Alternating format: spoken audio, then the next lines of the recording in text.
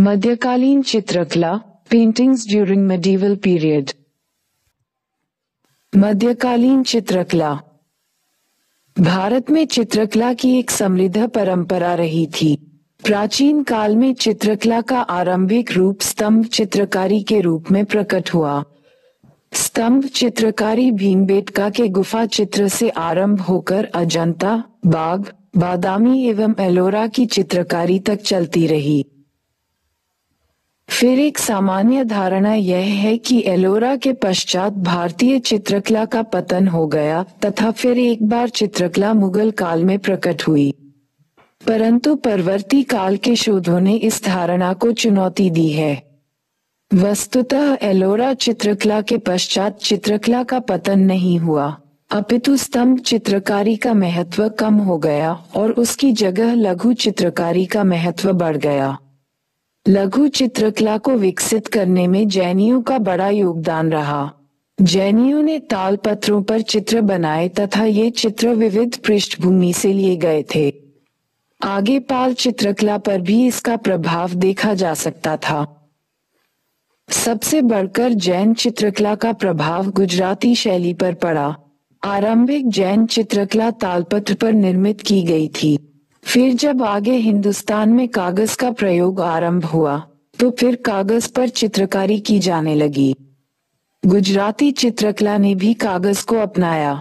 गुजराती चित्रकला में प्रकृति तथा उसके विभिन्न रूपों का चित्रण किया जाने लगा। उदाहरण के लिए बादल, आकाश, समुद्र आदि के चित्र। आगे इसने राजपूत कला पर अपना प्रभाव छोड़ा। राजपूत कालीन चित्रकला में विभिन्न ग्रंथों के चित्र बनाए जाने लगे। उदाहरण के लिए रामायण, महाभारत, रागमाला, बारहमासा आदि। फिर इस काल में चौरपंशिका शैली का विकास हुआ। ये बिल्हण के द्वारा लिखित पुस्तक थी। इसमें कथा लेखन के साथ साथ चित्र भी बनाए जाने लगे। इसने निश्चय ही चित्रकला की पोथी शैली को प्रेरणा प्रदान की। पोथी शैली से तात्पर्य है पांडुलिपि चित्रकारी। जब चित्र के माध्यम से विभिन्न ग्रंथों का एल्बम तैयार किया जाने लगा तो इसे पांडुलिपि चित्रकारी का नाम दिया गया। आगे मुगल चित्रकला को प्रेरित करने में भी चौरपंशिका शैली का योगदान रहा। मुगल शासकों के अंतर्गत बड़े पैमाने पर पांडुलिपि चित्रकारी निर्मित की गई। उदाहरण के लिए रामायण, महाभारत, पंचतंत्र की कथा, नल दमयंती की कथा आदि। अकबर के दरबार में 17 चित्रकारों में 7 चित्रकार गुजरात से आए थे। सल्तनतकालीन चित्रकला आरंभ में ऐसा माना जाता रहा था कि जीवित प्राणियों का चित्र बनाना इस्लाम में वर्जित था, इसलिए सल्तनत काल में चित्रकला का विकास नहीं हुआ था। किंतु नवीन शोधों में ये धारणा खंडित हो गई और यह प्रमाणित हो चुका है कि इस काल में स्तंभ चित्रकारी का विशेष प्रचलन था तथा पुस्तकों को भी चित्रों से सजाया जाता था।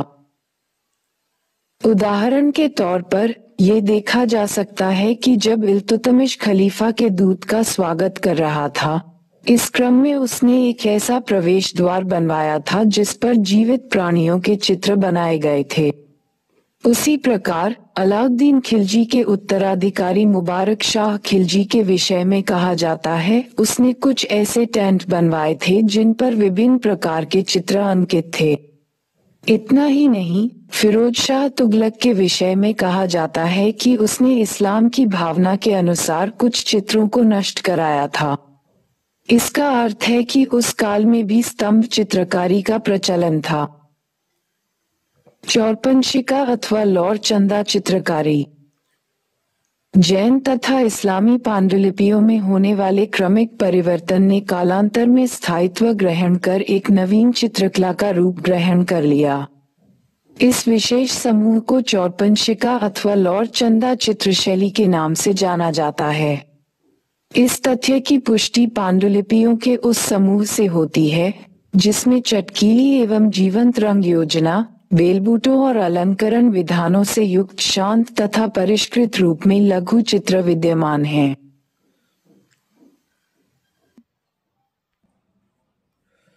चौरपंशिका पांडुलिपियों में दिए गए चित्रांकन बड़े असमान स्वरूप वाले हैं तथा इनमें से कुछ ऐसी विशेषताएं हैं जो कुछ पांडुलिपियों में तो निश्चित रूप से मिलती हैं, जबकि दूसरे में बिल्कुल ही प्राप्त नहीं होती हैं। उदाहरण के लिए लंदन के प्रिंस ऑफ वेल्स संग्रहालय तथा जॉन रेलेंस पुस्तकालय मैनचेस्टर में संग्रहित लॉर्ड चंदा की पांडुलिपि के चित्रांकनों में उच्च कोटि की परिष्कृत चित्रकला के चिन्ह प्राप्त होते हैं, जो अन्य समकालीन पांडुलिपि में प्राप्त नहीं होते, जबकि यहीं के संग्रहालय में संग्रहित लॉर्ड चंदा तथा 1516 के महाभारत के अरण्य पर्व तथा चौरपंशिका पांडुलिपियों में शैलीगत दृष्टिकोण से समानता दिखती है। मुगल काल के प्रारंभिक दिनों में दिल्ली के क्षेत्र में चित्रित महापुरुष नामक चौरपंशिका चित्र काफी रोचक हैं। इसके लघु चित्र उस शैली के हैं जिन्होंने 15वीं शताब्दी के उत्तरार्ध की जैन परंपरा को जीवित रखा। हालांकि ऐसी पांडुलिपियों पर कालक्रम अंकित नहीं होने से इसके काल निर्धारण में काफी समस्या है। चौरपंशिका शैली के कुछ चित्रों पर कालक्रम को दर्शाने वाले पंचकोणीय जम का चित्रण है।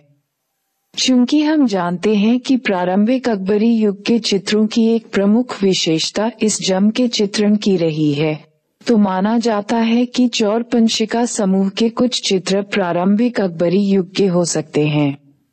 जहां तक चौरपंशिका समूह के चित्र के क्षेत्र निर्धारण का सवाल है, तो कुछ विद्वानों के अनुसार यह सारा समूह दिल्ली से जौनपुर तक फैले उत्तर भारतीय प्रदेश से संबंधित है, जबकि अन्य विद्वान इन पांडुलिपियों को मेवाड़ अथवा मालवा प्रदेश की विरासत बताते हैं, जहां की सांस्कृतिक, धार्मिक एवं राजनीतिक परिस्थितियां इस विशिष्ट कला शैली के विकास के लिए निश्चित रूप से अनुकूल थीं।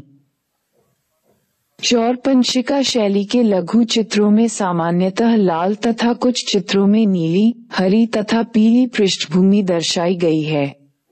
ये चित्र जैन चित्रों की भांति सादे हैं, जिनमें महिलाओं के विभिन्न भावात्मक हाव भाव, जैसे पतली कटी, तीखी नसिका, विशाल नेत्र तथा चौकोर चेहरे को प्रदर्शित किया गया है। ऐसे चित्रों में पारस्परिक वनस्पति, पत्तियों से भरी चट्टान तथा नीली आभा से युक्त जीवन का चित्रण किया गया है, जो कि 15वीं सदी के उत्तरार्ध के धार्मिक चित्रों की विशेषता नहीं थी। इसलिए माना जाता है कि चौरपंशिका शैली के चित्र पारंपरिक विषय वस्तु तथा स्थापित परंपरा से हटकर थे। आगे जब ऐसे लघु चित्रण में कृष्ण गाथा जैसे लोकप्रिय विषयों तथा रागमाला अथवा मृगावती जैसे विषयों का समावेशन हुआ, तो इसने कलाकारों के लिए विचारों के नए द्वार खोल दिए। इन लघु चित्रों ने राजस्थानी चित्रकला शैली की उत्पत्ति तथा विकास में बहुत अधिक योगदान दिया। अभ्यास प्रश्न: चित्रकला की चौरपंशिका एवं जैन।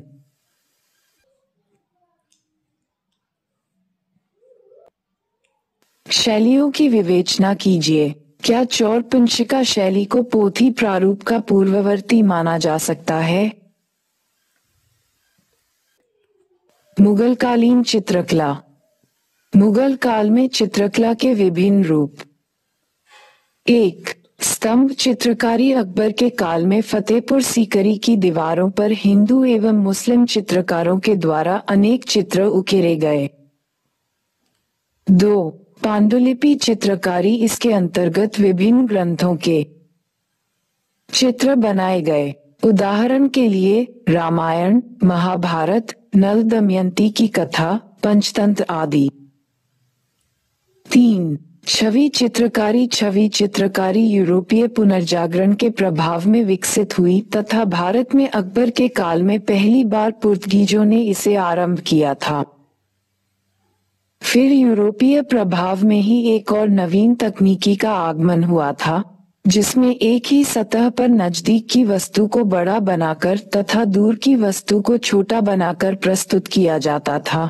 इसे टेक्निक ऑफ फोरशॉर्टनिंग कहा जाता था। हुमायूं कालीन चित्रकला। मुगल कालीन चित्रकला का इतिहास हुमायूं के साथ आरंभ होता है, क्योंकि बाबर के पास चित्रकला के लिए उचित समय का अभाव रहा था। बताया जाता है हुमायूं जब ईरानी शासक शाह तहमास्प प्रथम के दरबार से लौटा था तो अपने साथ दो प्रमुख चित्रकारों को लेकर आया था।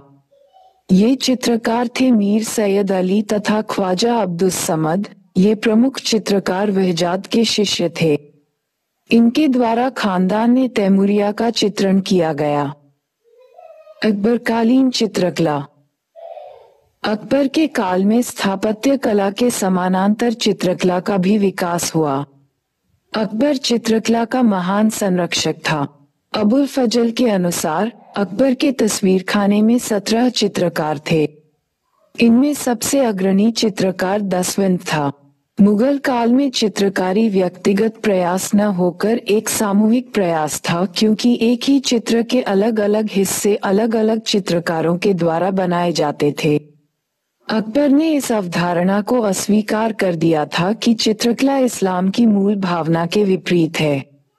बदले में उसका यह मानना था कि चित्रकार में ईश्वर को पहचानने की अद्भुत क्षमता होती है, क्योंकि जब एक चित्रकार तस्वीर बनाता है तब उसे अपनी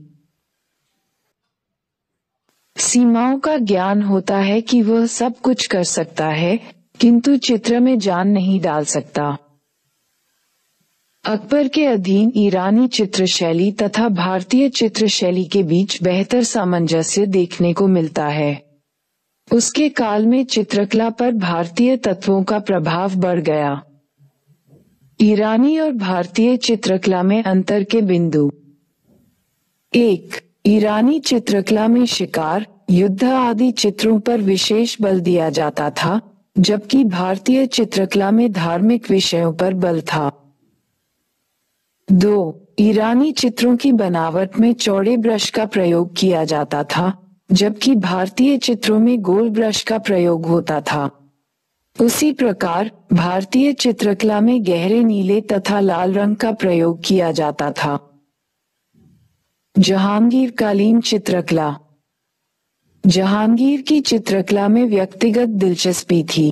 वह ये दावा करता था कि अगर एक ही चित्र को अलग अलग कलाकार मिलकर बनाते हैं तो मैं इस चित्र को देखकर ही पहचान सकता हूँ कि इस चित्र का कौन सा अंश किस चित्रकार ने बनाया है। जहांगीर के दरबार में कई महत्वपूर्ण चित्रकार थे। उदाहरण के लिए अबुल हसन, उस्ताद मंसूर, विशन दास आदि। उस्ताद मंसूर पशु पक्षियों का चित्र बनाने में निपुण था। फिर जहांगीर ने विशन दास को ईरान के दरबार में भेजा था, जहां से वह ईरान के शाह और उसके अमीरों की तस्वीरें उतार कर लाया था। जहांगीरकालीन चित्रकला की विशेषताएं। 1. इस काल में पांडुलिपि चित्रकारी का महत्व कम हो गया, जबकि छवि चित्रकारी का महत्व बढ़ गया। 2. जहांगीर के काल में प्रकृति, पशु तथा पक्षी के चित्रण पर अधिक बल दिया गया था। 3. इस काल में चित्रकला के माध्यम से राजत्व का दैवीकरण किया गया, क्योंकि अब मुगल बादशाह के साथ आभामंडल भी चित्रित किया जाने लगा। 4. जहांगीर की छवि चित्रकारी में एक महत्वपूर्ण तकनीकी विकास डेकोरेटेड मार्जिन के रूप में देखने को मिलता है। इसके अंतर्गत तस्वीर के हाशिए पर फूल पत्ती आदि के चित्र बनाकर तस्वीर को सजाया जाता था। 5. फिर हम जहांगीर के काल में यूरोपीय कला का भी गहरा प्रभाव देखते हैं। उदाहरण के लिए यूरोपीय चित्रकारी के प्रभाव में मरियम यीशु, पंख वाले देवदूत, गरजते बादल आदि के चित्र बनाए जाने लगे थे, किंतु मुगल चित्रकला में तैल चित्रकला अनुपस्थित थी। शाहजहां और औरंगजेब कालीन चित्रकला। शाहजहां के काल में मुगल चित्रकला का अवसान होने लगा, क्योंकि चित्रों के निर्माण में मौलिकता की जगह अलंकरण तथा सजावट पर विशेष बल दिया जाने लगा। औरंगजेब ने तो चित्रकला को इस्लाम विरोधी करार देकर उस पर पाबंदी लगा दी, किंतु पतन के बावजूद भी मुगल चित्रकला ने विविध क्षेत्रीय शैलियों को प्रभावित किया। चित्रकला की क्षेत्रीय शैलियां। राजस्थानी चित्रकला। राजस्थानी चित्रकला का एक लंबा इतिहास रहा है। किंतु 15वीं सदी के पश्चात यह स्पष्ट रूप से उभर कर आई।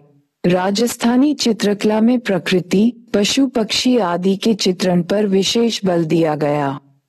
इसके अंतर्गत प्रमुख धार्मिक ग्रंथों का भी चित्रण हुआ। इसमें रागमाला का चित्रण भी शामिल है। राजस्थानी कला पर मुगल कला का भी प्रभाव देखा गया। फिर जब मुगल साम्राज्य का विघटन हुआ तो राजस्थानी कला की विभिन्न क्षेत्रीय शैलियां उभर कर आईं। उदाहरण के लिए मेवाड़ शैली, आमेर जयपुर शैली, बूंदी कोटा शैली, बीकानेर शैली आदि। किशनगढ़ शैली, इसका विकास भी राजस्थान और आसपास के क्षेत्रों में हुआ था। इसके संस्थापक सामंत सिंह थे, जो प्रमुख साहित्यकार और सौंदर्य शास्त्री थे। कृष्ण भक्ति में उनकी गहरी अभिरुचि थी। किशनगढ़ शैली में नायिकाओं के चित्रण पर विशेष बल दिया गया तथा कृष्ण और राधा के संबंधों में विभिन्न भाव एवं भंगिमाओं को प्रस्तुत करने का प्रयास किया गया। मिथिला अथवा मधुबनी शैली, इस शैली के अंतर्गत सामान्यतः दो प्रकार की चित्रकारी की गई, स्तंभ चित्रकारी तथा अर्ण। स्तंभ चित्रकारी के तहत घरों की दीवारों को सजाया गया अथवा कोहबर का निर्माण किया गया। जहां दीवारों के चित्र के विषय धार्मिक होते थे, वहीं कोहबर में गैर धार्मिक चित्र बनाए जाते थे। एक दूसरे प्रकार का चित्र अर्ण कहलाता था। इसके अंतर्गत चावल को कूटकर रेग अथवा पानी की सहायता से चित्र उकेरे जाते थे। इस प्रकार के चित्र या तो आंगन में बनाए जाते हैं या घर की चौखट के सामने। मंजूषा शैली, भागलपुर क्षेत्र में लोक कथाओं में अधिक प्रचलित बेहुला विषयरी की कथाएं ही इस चित्र शैली में चित्रित होती हैं। मूलतः भागलपुर अंग क्षेत्र में सुपरिचित इस चित्र शैली में मंदिर जैसी दिखने वाली एक मंजूषा, जो सनट की लकड़ियों से बनाई गई होती है, पर बेहुला विषयरी की गाथाओं से संबंधित चित्र कुचियों द्वारा बनाए जाते हैं। दक्कन शैली है, इस शैली का प्रधान केंद्र बीजापुर था, परंतु इसका विस्तार गोलकुंडा एवं अहमदनगर राज्यों में भी था। रागमाला के चित्रों का चित्रांकन इस शैली में विशेष रूप से किया गया है। इस शैली के महान संरक्षकों में बीजापुर के अली शाह तथा उसके उत्तराधिकारी इब्राहिम शाह थे। इस शैली के प्रारंभिक चित्रों पर फारसी चित्रकला का स्पष्ट प्रभाव परिलक्षित होता है। इस शैली की वेशभूषा पर उत्तर भारतीय, विशेष रूप से मालवा शैली का प्रभाव पड़ा है। गुजराती शैली, गुर्जर या गुजराती शैली के नाम से जानी जाने वाली चित्रकला की इस शैली में पर्वत, नदी, सागर, पृथ्वी, अग्नि, बादल, क्षितिज, वृक्ष आदि विशेष रूप से बनाए गए हैं। इस शैली के चित्रों की प्राप्ति मारवाड़, अहमदाबाद, मालवा, जौनपुर, अवध, पंजाब, नेपाल व बंगाल, उड़ीसा तथा म्यांमार तक होती है, जिससे सिद्ध होता है कि इसका प्रभाव क्षेत्र काफी विस्तृत था। इस शैली में रागमाला के भी चित्रों का चित्रांकन किया गया है। मुगल सम्राट अकबर के समय के चित्र भी इस शैली से प्रभावित थे। इस कला शैली को प्रकाश में लाने का श्रेय डॉक्टर आनंद कुमार स्वामी को प्राप्त है।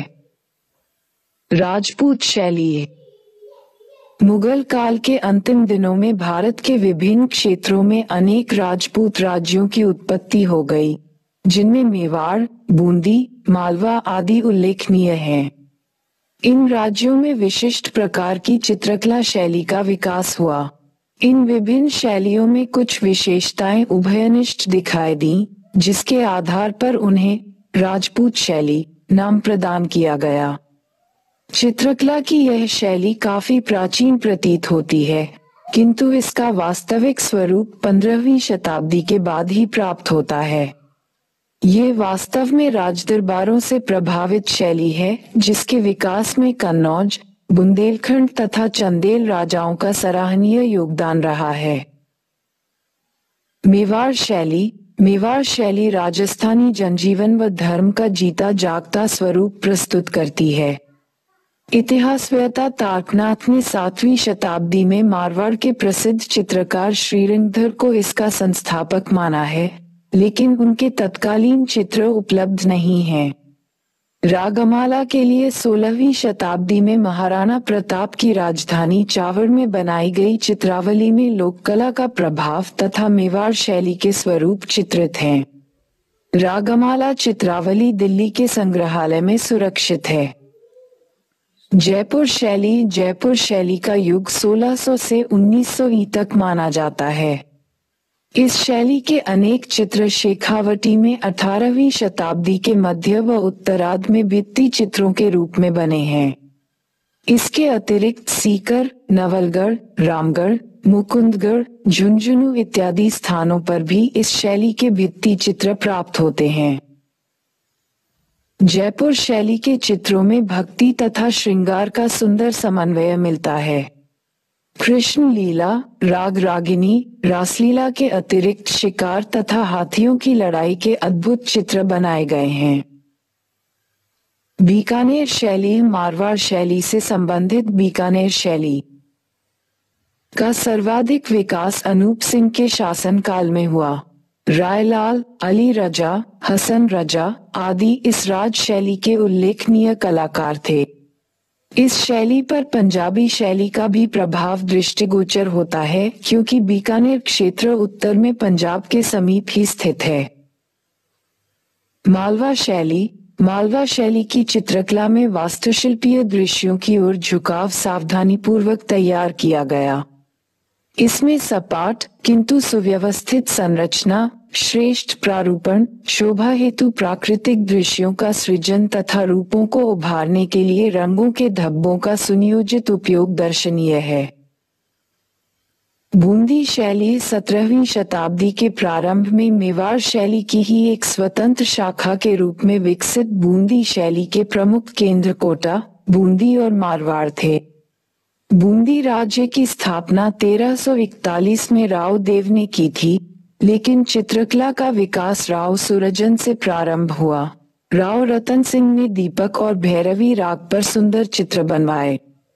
शत्रुशाल सिंह ने छत्रमहल का अलिंद बनवाया, जिसमें 18वीं शताब्दी में सुंदर भित्ति चित्रण किया गया। अलवर चित्रकला शैली, इस शैली की स्थापना 1775 में अलवर के राजा प्रताप सिंह ने की थी। इस शैली के चित्रों में मुगलकालीन चित्रों जैसा बारीक काम, पर्दों पर धुएं के समान छाया तथा रेखाओं की सुदृढ़ता दर्शनीय है।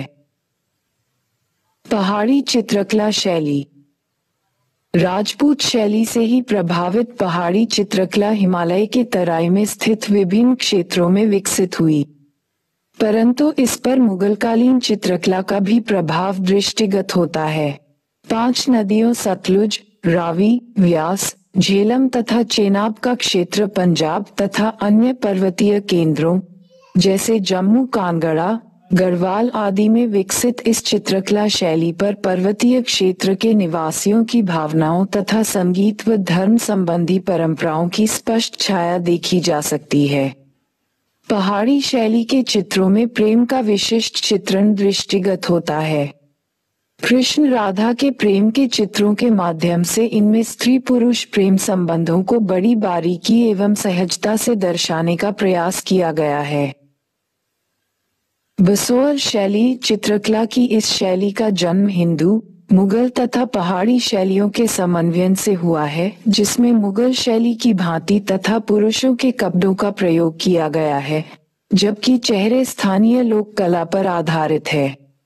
यह शैली हिंदू धर्म एवं परंपरा से अधिक प्रभावित रही और विष्णु एवं उनके दशावतारों का अधिक चित्रण किया गया है।